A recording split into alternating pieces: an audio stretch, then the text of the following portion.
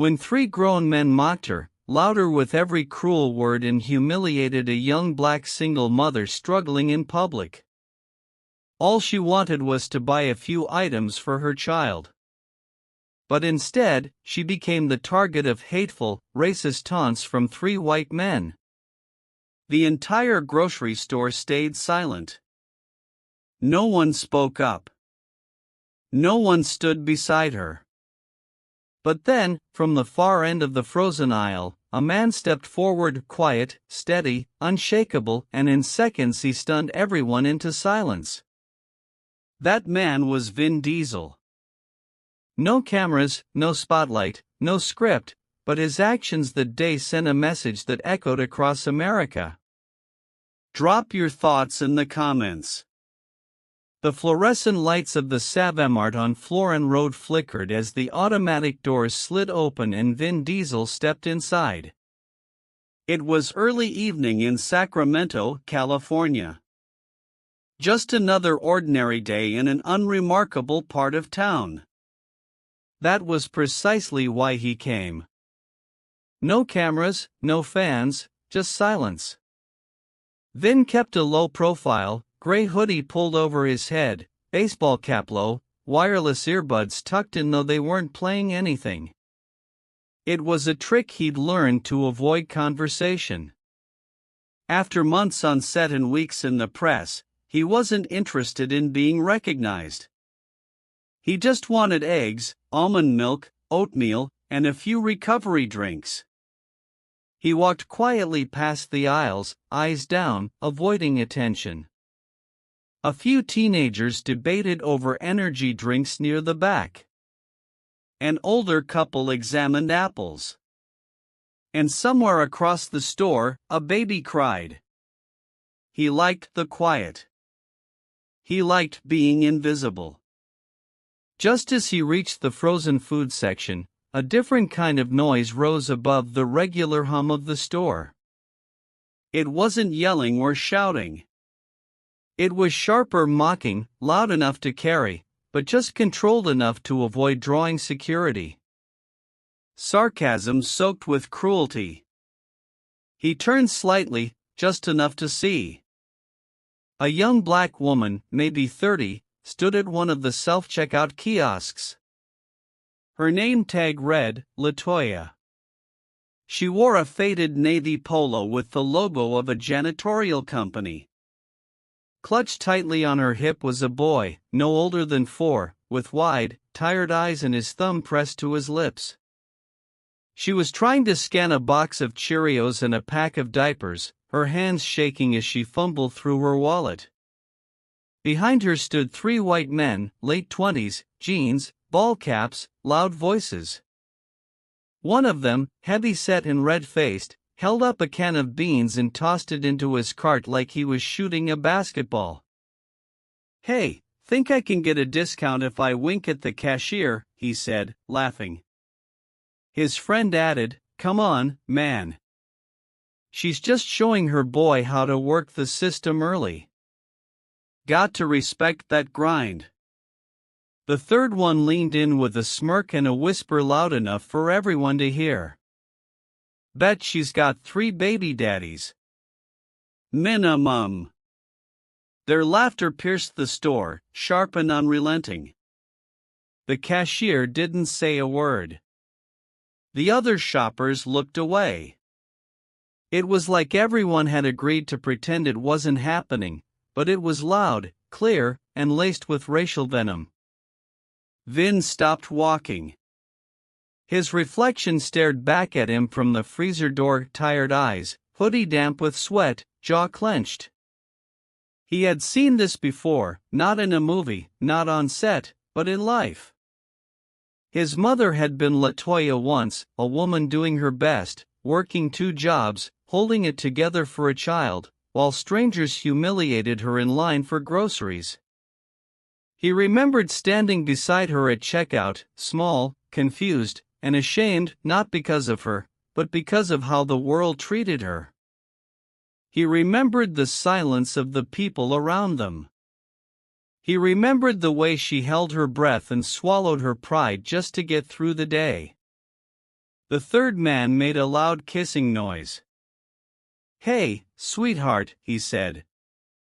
"Swipe that card twice. Once for the kid, once for me." That was it. Vin dropped his gym bag near the drink cooler. He walked slowly, quietly, like a storm gathering beneath calm skies. No one saw him coming until he was just a few feet behind the men. His voice was steady. "Low. Step back." The three turned. The heavy-set one squinted. "You talking to us?" Vin didn't blink. "Let her pay, then walk away." The woman, Latoya, looked up, startled. Her son clung tighter. There was no recognition in her eyes. She didn't see a celebrity. She saw someone standing where no one else would. "Mind your business, bro," said the second man, puffing his chest slightly. Vin took a step forward. "My business," he said evenly, "is not letting three grown men bully a mother in front of her kid. So yeah, this is my business now." The third man shifted his weight. The tension in the air became real. One of the teenagers nearby had already pulled out a phone. The guy in the ball cap and camo jacket didn't like the shift in power. He stepped forward and shoved Vin square in the chest. It wasn't hard. It wasn't smart either. Vin didn't move. He didn't stumble. He simply absorbed the push. Then, without raising his voice or changing his expression, he stepped in, grabbed the man's wrist, twisted it, and guided him to one knee with a simple, efficient motion. No punching, no threats, just precision and control. The man winced, but didn't cry out. Vin leaned in and said quietly, "I'm not here to hurt you, but I could think about that."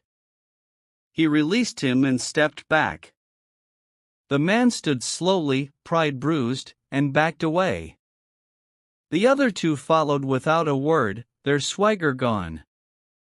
The silence in the store was thicker now, not of apathy, but awe. Latoya still stood frozen, her debit card trembling in her hand. Vin turned to her and spoke softer than before. "You okay?" She nodded, blinking back tears.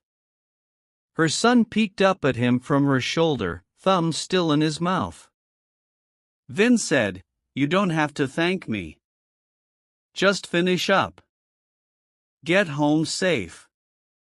She bent to pick up the cereal box she'd dropped, but her fingers missed it. Without hesitation, Vin crouched, picked it up, and placed it gently into her cart. Then he said, not loudly, but clearly, "You don't owe anyone an explanation for surviving." Latoya looked at him, startled. "What?" He stood and looked her in the eye. "I saw the way you were looking down, like you were about to explain why you were using that card. You don't have to. You're doing what you have to do for your kid.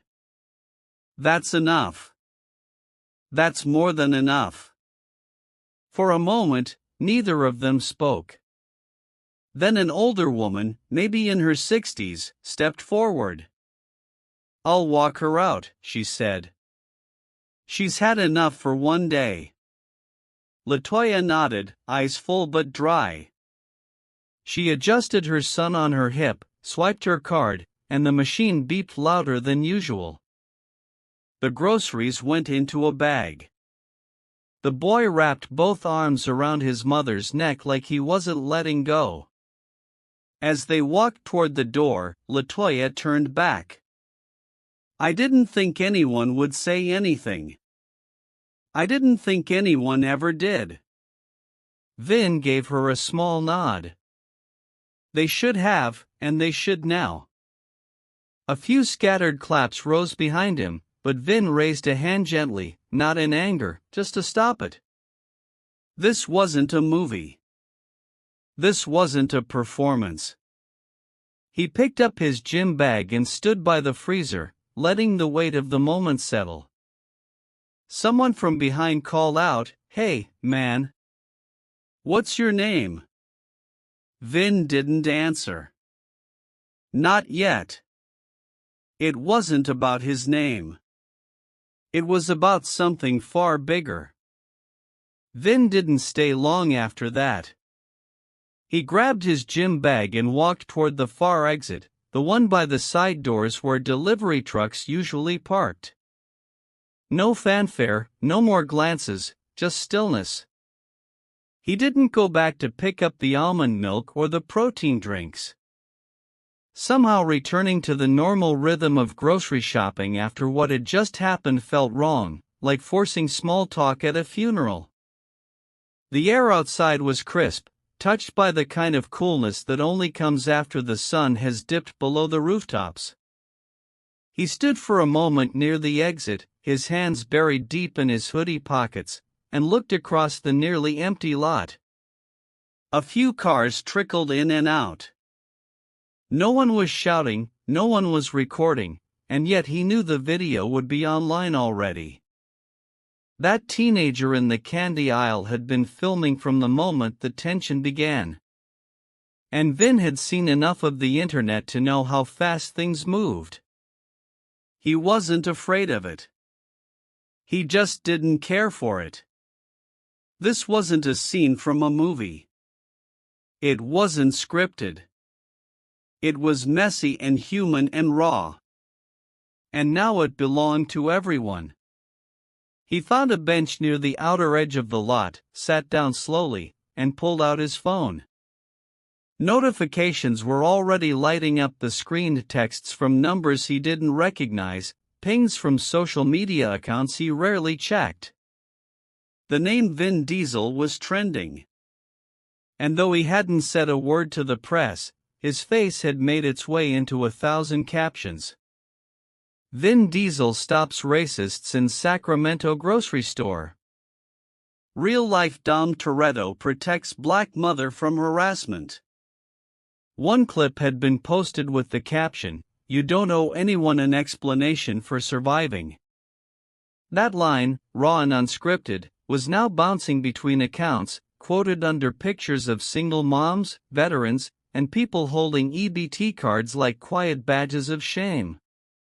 He watched the clip silently, saw himself enter the frame, saw the moment he took the man's wrist, saw Latoya's expression as he crouched to hand her the cereal.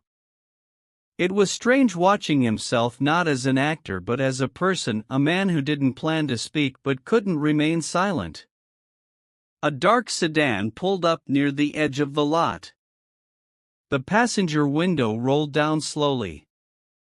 Latoya sat in the front seat, her son asleep in her arms, breathing soft and deep against her shoulder. A woman in blue scrubs sat behind the wheel, likely a nurse, maybe a neighbor or friend. Latoya leaned slightly toward the window and called softly. He finally fell asleep. Vin walked over, hands still tucked in his hoodie. "He looks peaceful," he said. "He always does after he cries," she replied, "like he empties out and resets." She hesitated, then added, "I didn't expect anyone to help."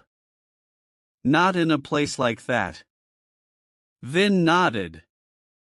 "You shouldn't have to expect it, but I get why you do." She looked at him, and for the first time her voice dropped into something fragile. "I felt small," she said, her eyes on the dashboard, not on him. "Like I didn't belong there, like I needed to disappear." Vin shook his head gently. "You belonged in there more than they did." She let out a breath that had clearly been trapped for hours, maybe days. "I don't know if people like you know what it means stepping in like that. Not just the words, but the timing. You didn't let it get loud." He shrugged slightly. I didn't do anything special. I just didn't pretend not to see you. Her eyes met his then, no tears this time, just something that looked like quiet recognition, annoying between people who have been tested by the world in different ways but still feel the weight of it the same. If you ever want a home-cooked meal, she said, smiling faintly. I make a mean peach cobbler. Vin chuckled softly. That's tempting. The nurse leaned over slightly. We should get going, she said gently. Latoya waved, rolled the window up, and the sedan pulled out of the lot. Vin stood there for a moment, watching the taillights fade, then turned and headed toward his car. He didn't check his phone again. He just sat in the driver's seat with the engine off, letting the stillness settle. He thought about his mother, how many times she had stood in lines like that, holding on to dignity with trembling hands. He thought about the cashier, eyes darting away. He thought about that little boy, eyes wide, watching the world fail his mother until someone chose not to look away. His phone buzzed again. A name flashed on the screen: Briggs, his trainer, his longtime friend. Vin answered. You good? Briggs asked, no preamble. I'm fine, Vin replied. I saw the video, Briggs continued. They already got your name up on every blog and news ticker. You want me to spin it or let it breathe? Vin sighed. Let it breathe. I figured, Briggs said, but brace yourself. This isn't going to be just another viral clip. People are talking. I didn't do it for that, Vin said simply. I know. That's why it matters. They sat in silence for a beat. Then Briggs asked, You heading back to the gym? Vin glanced at the clock. Not tonight. All right, Briggs said. Call me tomorrow. Proud of you, man. Vin ended the call, started the engine, but didn't shift into drive. Instead, he let the car idle and thought about that phrase. You don't owe anyone an explanation for surviving. He hadn't meant to say it. It just came out. But now, it had a life of its own. People were reposting it, sharing it with their own stories about being poor, being dismissed, being made to feel like they didn't belong in spaces where everyone should belong. The next morning, Vin's phone was useless by sunrise, battery drained, voicemail full. The clip had reached mainstream news. No edits, no dramatic music, just him, put up, calm voice, controlled hands, and that line. Influencers began tagging him, podcasts requested interviews. He didn't respond. He went back to the gym, same bag, same hoodie, same sweat. Briggs greeted him with a raised brow and a tablet in hand. Good morning, America wants you on tomorrow. Vin didn't even glance. I'm not doing press. This isn't press, Briggs said. This is people needing to hear from you. Vin tightened the tape around his wrist, stood, and said, Let the video talk. Briggs watched him for a moment. You remember when you got jumped outside Lincoln Middle? Yeah, Vin said. You didn't fight back. Because if I did, I'd be the one who got arrested. You said that to me in the ER. Still true, Briggs said. Same rule still applies, Vin replied. I only fight when someone needs me to. Briggs nodded once, no argument left. Elsewhere, Latoya sat on her couch with her son asleep beside her. A friend had sent her the video clip. She hadn't even known someone recorded it. At first, she wanted to delete it. The shame was still fresh, but curiosity won.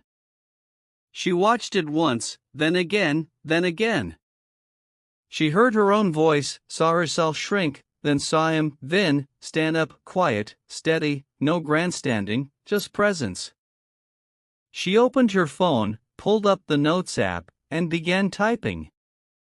She wrote about losing her job at the hospital laundry after the third round of layoffs, about picking up shifts at a motel to make ends meet, about the shame of pulling out her EBT card while strangers whispered behind her, about her son asking if people hated them because they were poor. Then she wrote about Vin. She ended the post with a line she hadn't planned to say. Some people throw punches, others just stand still so the rest of us can breathe. It was shared 100 times in an hour, then 1,000, then 10,000. The noise began to fade by the end of the week. The hashtag slowed down. The media cycle turned its head to the next scandal, the next trending clip, as it always did. But something quieter remained behind the headlines, a feeling that hadn't settled yet. Vin didn't care for the noise. Never had. His life returned to the rhythm he understood. Early morning runs through the still streets of Sacramento, lifting in silence, sparring with focus, taping his hands alone in the back room of the gym. The world could keep shouting. He would keep moving. But the feeling from that night didn't leave him. Not like other moments had. It stayed with him, pressed into the back of his chest like a small stone he couldn't quite shake. Maybe it was the look on Latoya's face. Maybe it was the way her son had watched him, not with awe, but with cautious, quiet hope. Maybe it was his own reflection caught in that freezer door that reminded him of a time when he had no one to stand between his mother and a cruel world. On Friday afternoon, Vin pulled into the lot of the Southside Community Center on Martin Luther King Jr. Boulevard.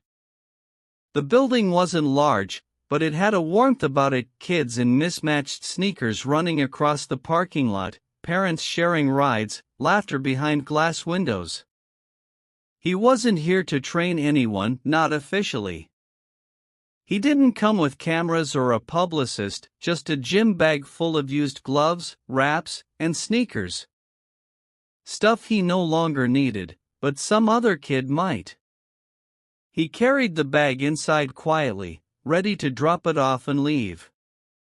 But as he stepped toward the front desk, a voice called his name, Vin. He turned.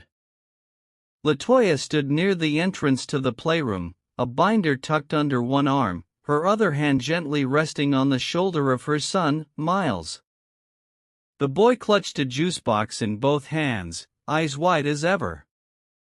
Latoya smiled like she hadn't spent the last week going viral, like this was just another casual hello in a place where people belonged. Vin gave a small smile back. "Didn't expect to see you here," he said. "I volunteer on Fridays," she replied. "They've got a parenting class, and I help with intake. It pays in juice boxes and crayon drawings." Miles stepped forward, tugging on the sleeve of Vin's hoodie. "You helped my mom," he said, not loudly, but with a kind of rehearsed gravity. Vin looked down at him and nodded.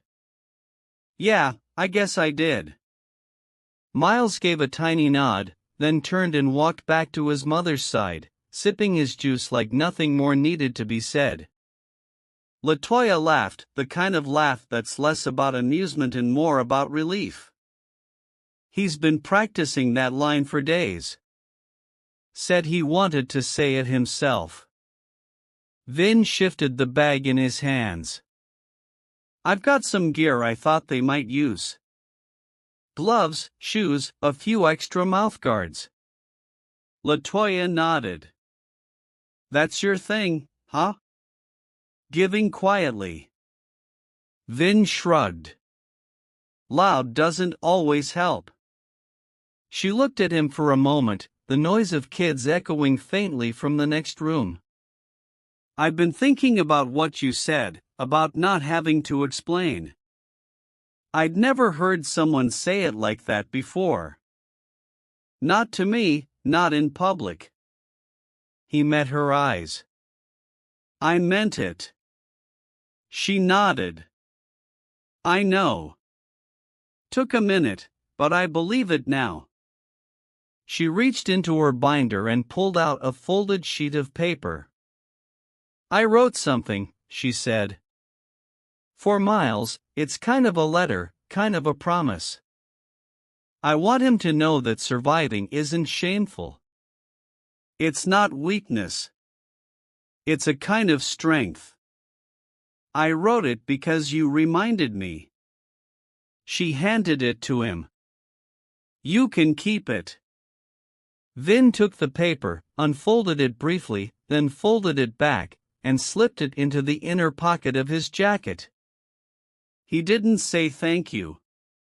He didn't need to. Miles had wandered off slightly, chasing a dust bunny near the corner of the room. Latoya watched him for a moment, then said, You know, I used to feel embarrassed walking into places like this, like I had to carry a story on my back for why I needed help. Now I just show up. No explanation, no apology. Vin looked at her, then nodded. That's real strength, he said. She raised an eyebrow. Is that what you teach the kids you train? He paused. Fighting's the surface. The mindset, that's what changes people. They stood in that quiet for a while, just enough time for the air to settle, not awkward, not heavy. Then Latoya glanced at the time and said, I should get back. I've got to check in a few more families. Vin lifted the gym bag, ready to drop it at the desk. She turned back before heading to the playroom. If you ever want that cobbler, she said with a soft smile, you know where to find me. Vin gave a small chuckle. That's dangerous. She disappeared around the corner, and he set the bag down near the donation box, nodded to the front desk volunteer, and walked back toward the parking lot. Outside, the sun was beginning to dip again, casting long shadows across the pavement. Vin paused by his car, pulled out the folded letter from his pocket, and opened it. The handwriting was neat, thoughtful, a mother writing not from fear, but from clarity. The words hit him in places no award speech ever had. At the bottom, Latoya had written, He'll know he's enough. Not because the world told him, but because I did. He folded it again, slower this time, and placed it back into his jacket. The drive home was quiet, no music, just the low hum of the road and the gentle tap of tires across uneven pavement. When he reached his place, he didn't go inside right away. Instead, he sat in the driveway, staring up at the sky, turning soft with dusk. His phone buzzed again. Briggs, of course. They still asking for interviews, the text read. Every outlet. Even Oprah's people called. Vin didn't respond. He wasn't chasing cameras. He wasn't trying to sell a story. What happened at the grocery store wasn't a performance. It was a pause in the noise. A moment when someone saw injustice and chose not to be another silent witness. A week later, a news anchor on a local morning show quoted his line. You don't owe anyone an explanation for surviving. The studio guests nodded solemnly. The clip of Latoya's post was shared again, and her line followed close behind. Some people throw punches. Others just hold the line so the rest of us can breathe. And somewhere in a small community gym, a new pair of gloves was being strapped onto a teenager's hands, passed down by someone who knew exactly what it meant to stand still, strong, and without apology. Vin never posted about it, never mentioned it in interviews, but he remembered every detail, not for the world, for himself, and for the boy with the juice box who would grow up remembering that one night someone chose to see his mother, not just pass her by, and that was enough. Brought to you by BUP Stories.